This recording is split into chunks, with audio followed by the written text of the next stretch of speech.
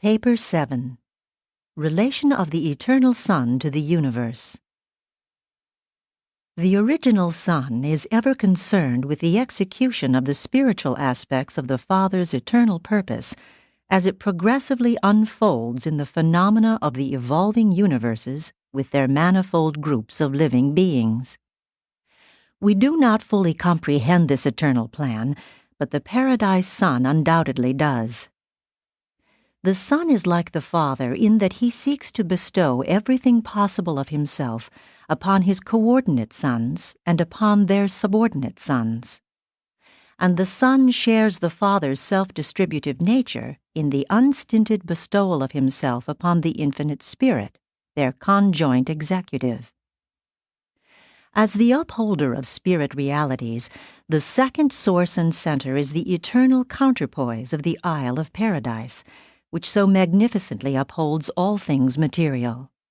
Thus is the first source and center forever revealed in the material beauty of the exquisite patterns of the central isle and in the spiritual values of the supernal personality of the Eternal Son.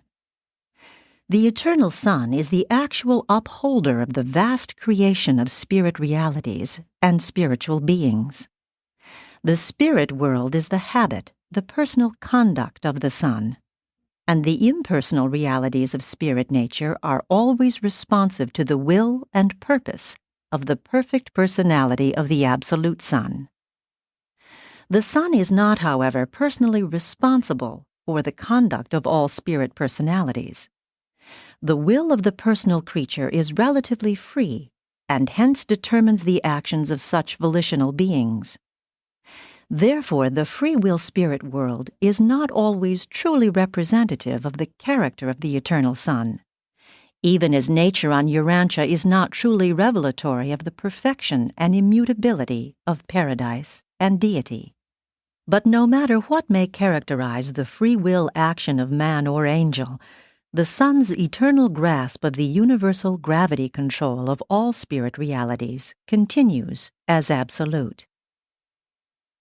1. The Spirit Gravity Circuit. Everything taught concerning the immanence of God, his omnipresence, omnipotence, and omniscience, is equally true of the Son in the spiritual domains. The pure and universal spirit gravity of all creation, this exclusively spiritual circuit, leads directly back to the person of the second source and center on Paradise. He presides over the control and operation of that ever-present and unerring spiritual grasp of all true spirit values. Thus does the Eternal Son exercise absolute spiritual sovereignty.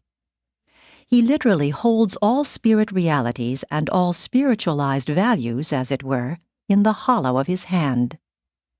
The control of universal spiritual gravity is universal spiritual sovereignty. This gravity control of spiritual things operates independently of time and space. Therefore is spirit energy undiminished in transmission.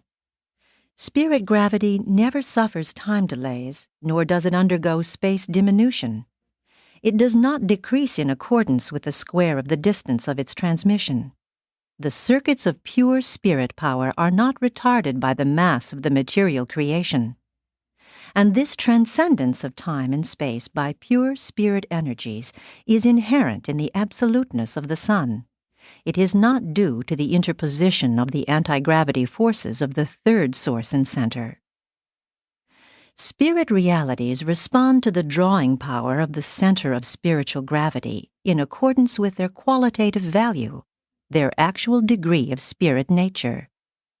Spirit substance, quality, is just as responsive to spirit gravity as the organized energy of physical matter, quantity, is responsive to physical gravity. Spiritual values and spirit forces are real. From the viewpoint of personality, spirit is the soul of creation. Matter is the shadowy physical body. The reactions and fluctuations of spirit gravity are ever true to the content of spiritual values, the qualitative spiritual status of an individual or a world. This drawing power is instantly responsive to the inter- and intra-spirit values of any universe situation or planetary condition. Every time a spiritual reality actualizes in the universes, this change necessitates the immediate and instantaneous readjustment of spirit gravity. Such a new spirit is actually a part of the second source and center.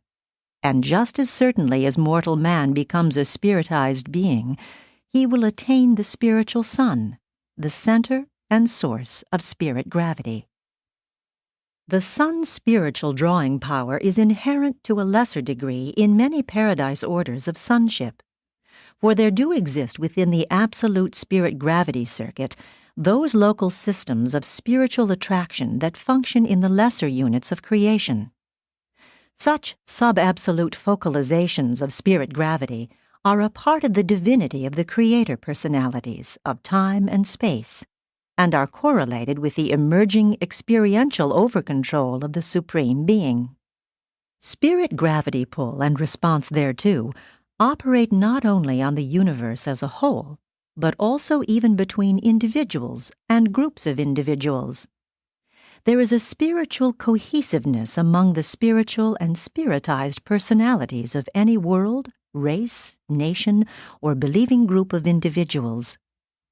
There is a direct attractiveness of a spirit nature between spiritually minded persons of like tastes and longings. The term kindred spirits is not wholly a figure of speech.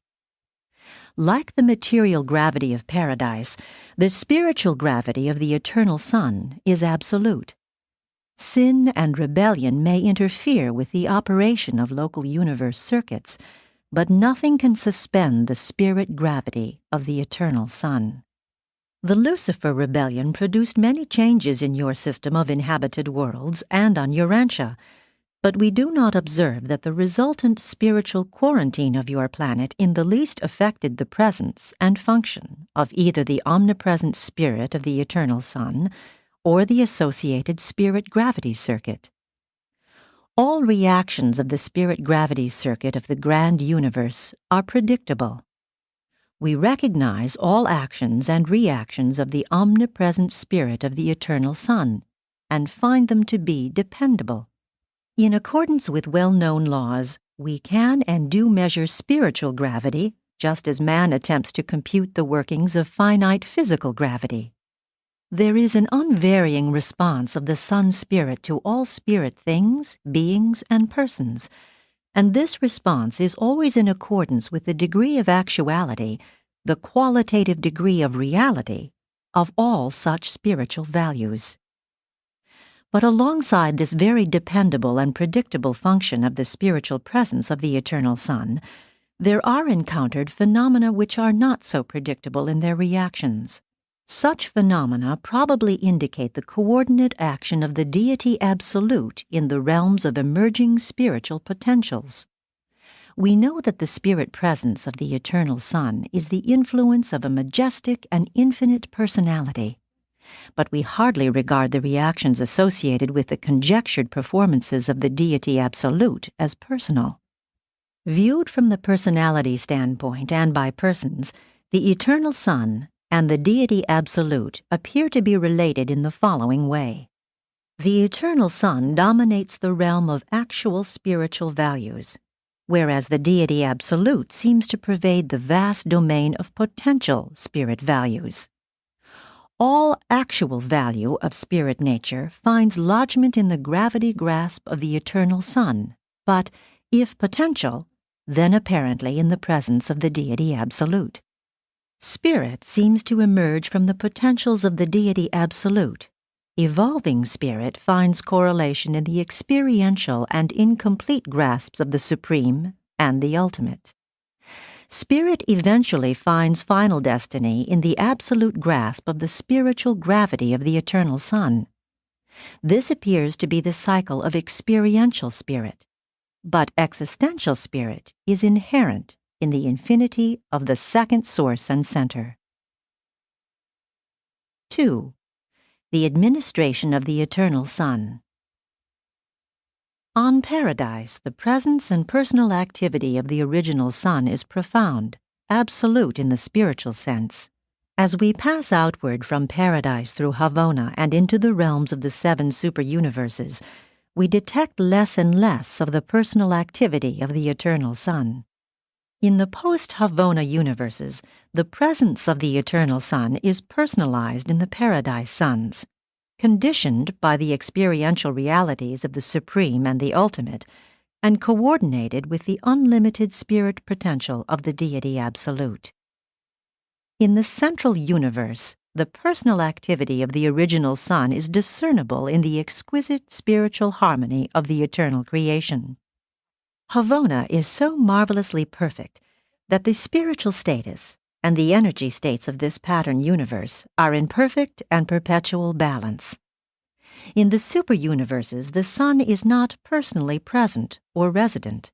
In these creations, he maintains only a superpersonal representation. These spirit manifestations of the sun are not personal. They are not in the personality circuit of the Universal Father. We know of no better term to use than to designate them superpersonalities, and they are finite beings. They are neither absonite nor absolute. The administration of the eternal sun in the superuniverses, being exclusively spiritual and superpersonal, is not discernible by creature personalities. Nonetheless, the all-pervading spiritual urge of the sun's personal influence is encountered in every phase of the activities of all sectors of the domains of the Ancients of Days. In the local universes, however, we observe the eternal sun personally present in the persons of the Paradise suns. Here, the infinite sun spiritually and creatively functions in the persons of the majestic core of the coordinate creator suns. 3. Relation of the eternal sun to the individual. In the local universe ascent, the mortals of time look to the creator sun as the personal representative of the eternal sun. But when they begin the ascent of the superuniverse training regime, the pilgrims of time increasingly detect the supernal presence of the inspiring spirit of the eternal sun, and they are able to profit by the intake of this ministry of spiritual energization. In Havona, the ascenders become still more conscious of the loving embrace of the all-pervading spirit of the original sun. At no stage of the entire mortal ascension does the spirit of the eternal sun indwell the mind or soul of the pilgrim of time, but his beneficence is ever near and always concerned with the welfare and spiritual security of the advancing children of time. The spiritual gravity pull of the eternal sun constitutes the inherent secret of the paradise ascension of surviving human souls. All genuine spirit values and all bona fide spiritualized individuals are held within the unfailing grasp of the spiritual gravity of the eternal sun. The mortal mind, for example, initiates its career as a material mechanism and is eventually mustered into the core of the finality as a well-nigh perfected spirit existence, becoming progressively less subject to material gravity and correspondingly more responsive to the inward pulling urge of spirit gravity during this entire experience. The spirit gravity circuit literally pulls the soul of man paradise-ward.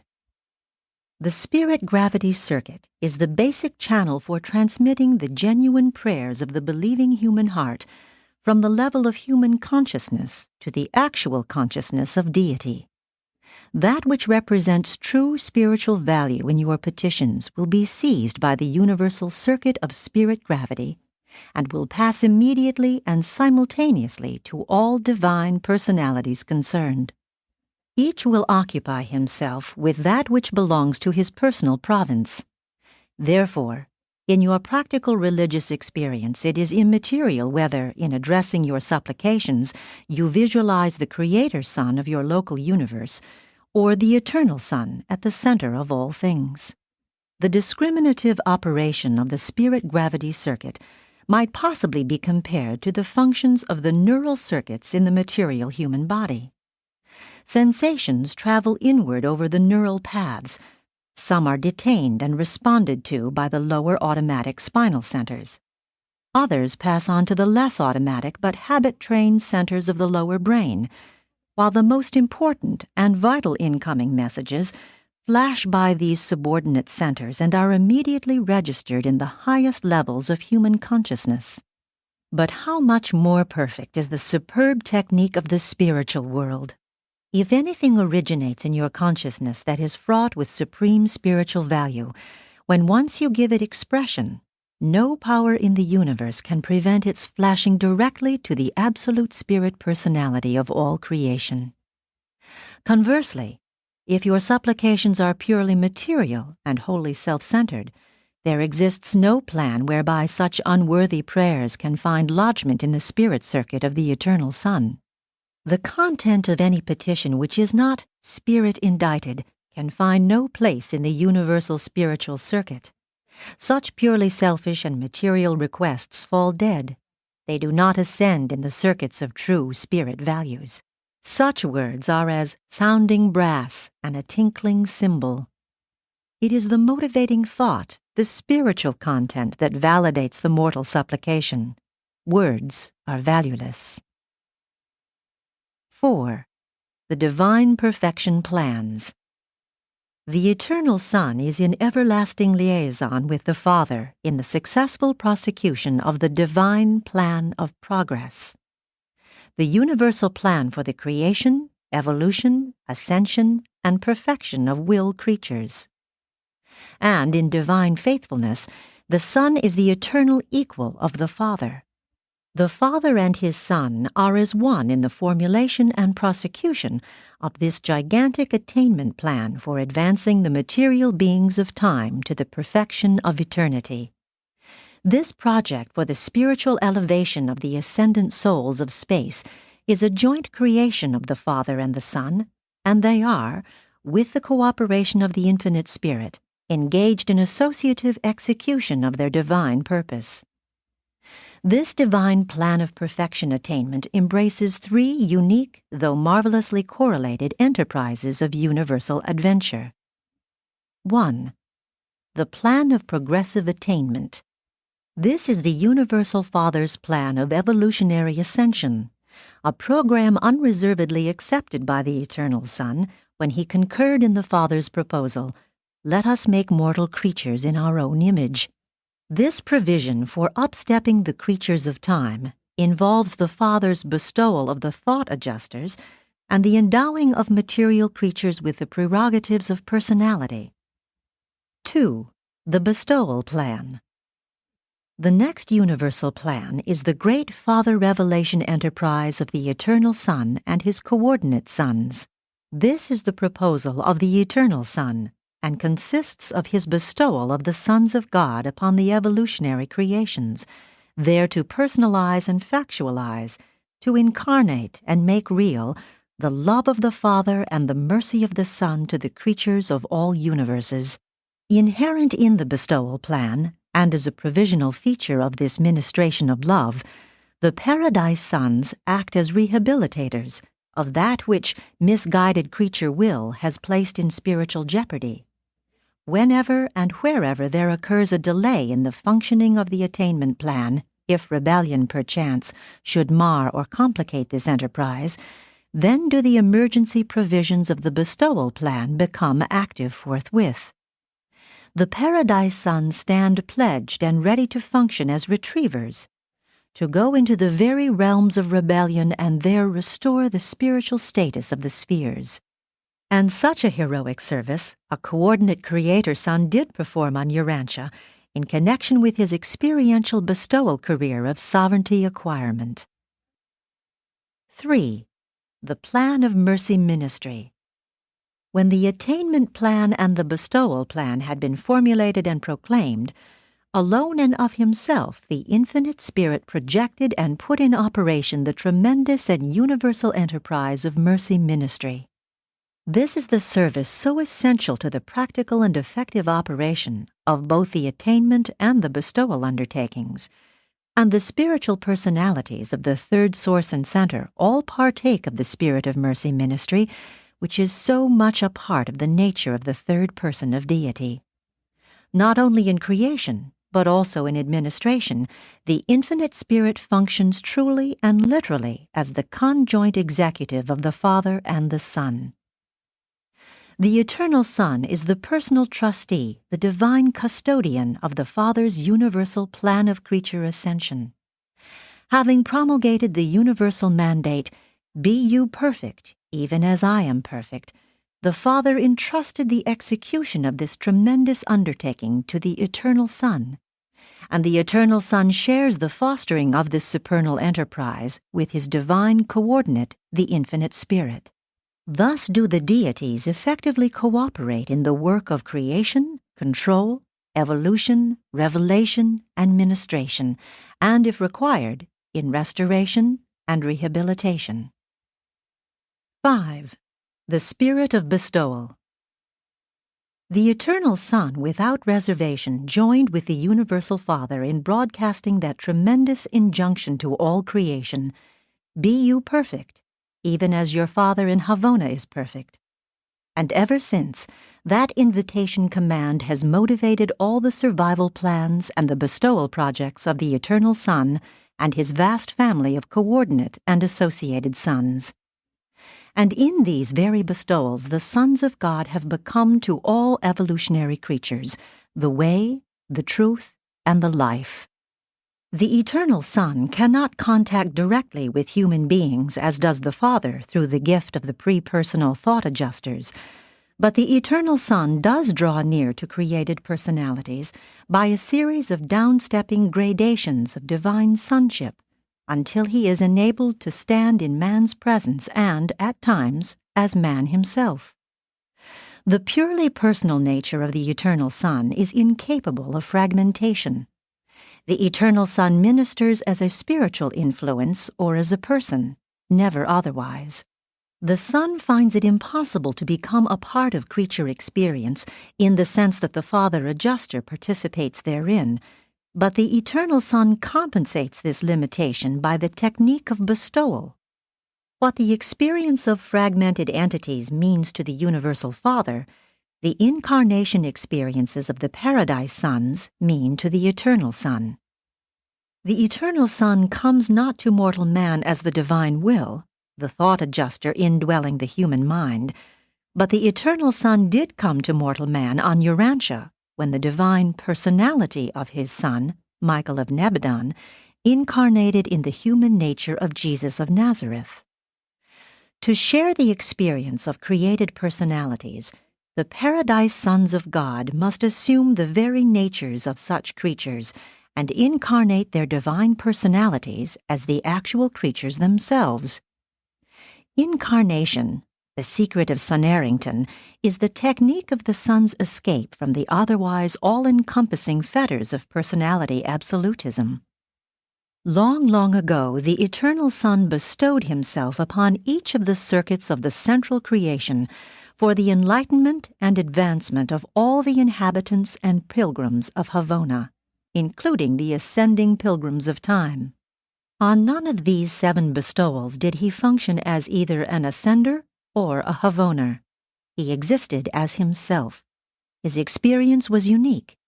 It was not with or as a human or other pilgrim, but in some way associative in the superpersonal sense. Neither did he pass through the rest that intervenes between the inner Havona circuit and the shores of paradise. It is not possible for him, an absolute being, to suspend consciousness of personality, for in him center all lines of spiritual gravity. And during the times of these bestowals, the central paradise lodgment of spiritual luminosity was undimmed, and the Son's grasp of universal spirit gravity was undiminished. The bestowals of the Eternal Son in Havona are not within the scope of human imagination. They were transcendental. He added, too, the experience of all Havona then and subsequently, but we do not know whether he added to the supposed experiential capacity of his existential nature. That would fall within the bestowal mystery of the Paradise Sons. We do, however, believe that whatever the Eternal Son acquired on these bestowal missions, he has ever since retained, but we do not know what it is.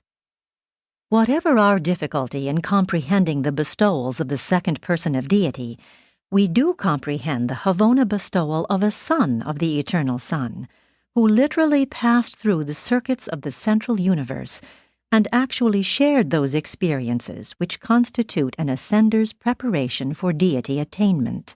This was the original Michael, the firstborn Creator Son, and he passed through the life experiences of the ascending pilgrims from circuit to circuit, personally journeying a stage of each circle with them in the days of Grand Fanda, the first of all mortals to attain Havona.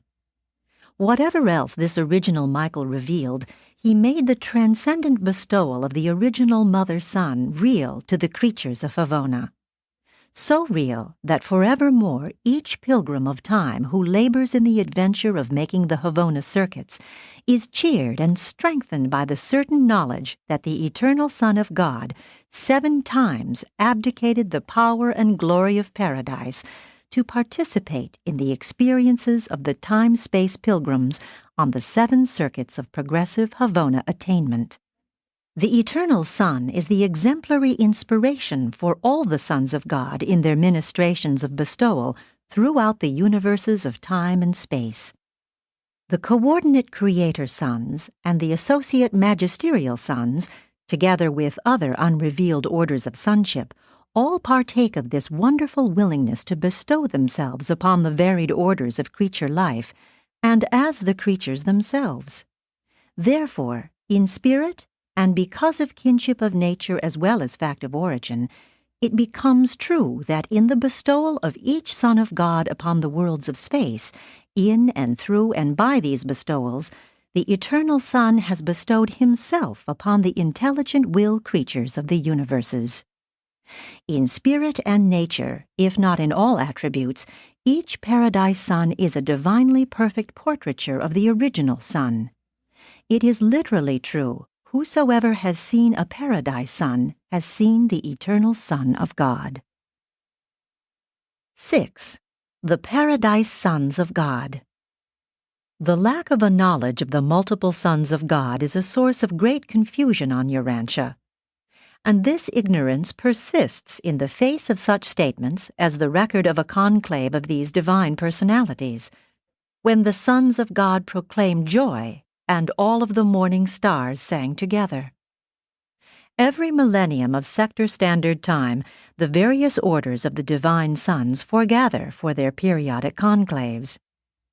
The Eternal Son is the personal source of the adorable attributes of mercy and service which so abundantly characterize all orders of the descending sons of God as they function throughout creation. All the divine nature, if not all the infinity of attributes, the Eternal Son unfailingly transmits to the Paradise Sons, who go out from the Eternal Isle to reveal his divine character to the universe of universes. The original and eternal Son is the offspring person of the first, completed, and infinite thought of the Universal Father. Every time the Universal Father and the Eternal Son jointly project a new, original, identical, unique, and absolute personal thought, that very instant this creative idea is perfectly and finally personalized in the being and personality of a new and original Creator Son. In spirit nature, divine wisdom, and coordinate creative power, these Creator Sons are potentially equal with God the Father and God the Son. The Creator Sons go out from paradise into the universes of time and, with the cooperation of the controlling and creative agencies of the third source and center, complete the organization of the local universes of progressive evolution.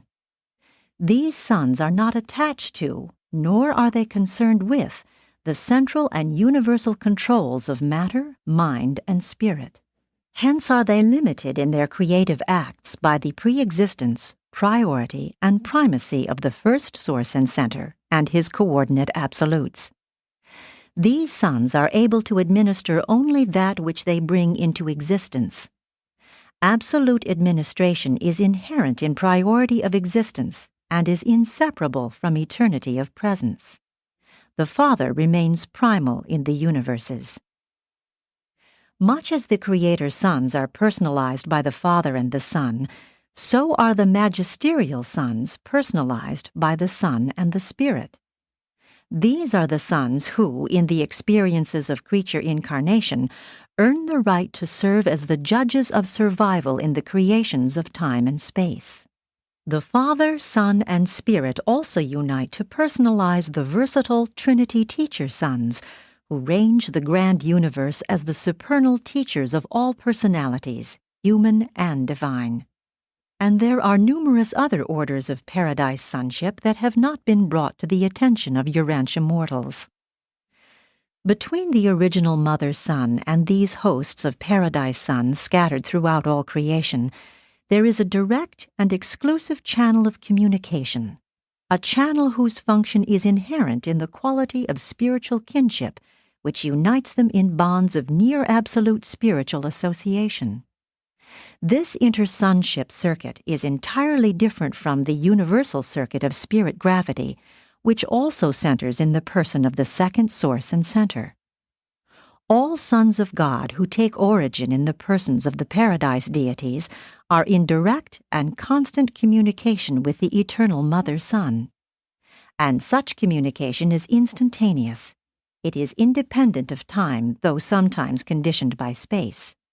The Eternal Son not only has at all times perfect knowledge concerning the status, thoughts, and manifold activities of all orders of paradise sonship, but he also has perfection of knowledge at all times regarding everything of spiritual value which exists in the hearts of all creatures in the primary central creation of eternity and in the secondary time creations of the coordinate creator sons. 7. The Supreme Revelation of the Father. The Eternal Son is a complete, exclusive, universal, and final revelation of the Spirit and the personality of the Universal Father. All knowledge of and information concerning the Father must come from the Eternal Son and his paradise sons. The Eternal Son is from eternity, and is wholly and without spiritual qualification one with the Father. In divine personality they are coordinate. In spiritual nature they are equal. In divinity they are identical. The character of God could not possibly be intrinsically improved upon in the person of the Son, for the Divine Father is infinitely perfect. But that character and personality are amplified by divestment of the non-personal and non-spiritual, or revelation to creature beings. The first source and center is much more than a personality, but all of the spirit qualities of the Father personality of the first source and center are spiritually present in the absolute personality of the Eternal Son. The primal Son and his sons are engaged in making a universal revelation of the spiritual and personal nature of the Father to all creation. In the central universe, the superuniverses, the local universes, or on the inhabited planets, it is a paradise Son who reveals the universal Father to men and angels. The Eternal Son and his sons reveal the avenue of creature approach to the universal Father. And even we of high origin understand the Father much more fully as we study the revelation of his character and personality in the Eternal Son and in the sons of the Eternal Son. The Father comes down to you as a personality only through the divine sons of the Eternal Son, and you attain the Father by this same living way. You ascend to the Father by the guidance of this group of divine sons, and this remains true notwithstanding that your very personality is a direct bestowal of the Universal Father. In all these widespread activities of the far-flung spiritual administration of the Eternal Son, do not forget that the Son is a person just as truly and actually as the Father is a person. Indeed, to beings of the one-time human order, the Eternal Son will be more easy to approach than the Universal Father. In the progress of the pilgrims of time through the circuits of Havona, You will be competent to attain the Son long before you are prepared to discern the Father. More of the character and merciful nature of the eternal Son of Mercy you should comprehend as you meditate on the revelation of these divine attributes, which was made in loving service by your own Creator Son, one-time Son of Man on earth, now the exalted sovereign of your local universe, the Son of Man and the Son of God.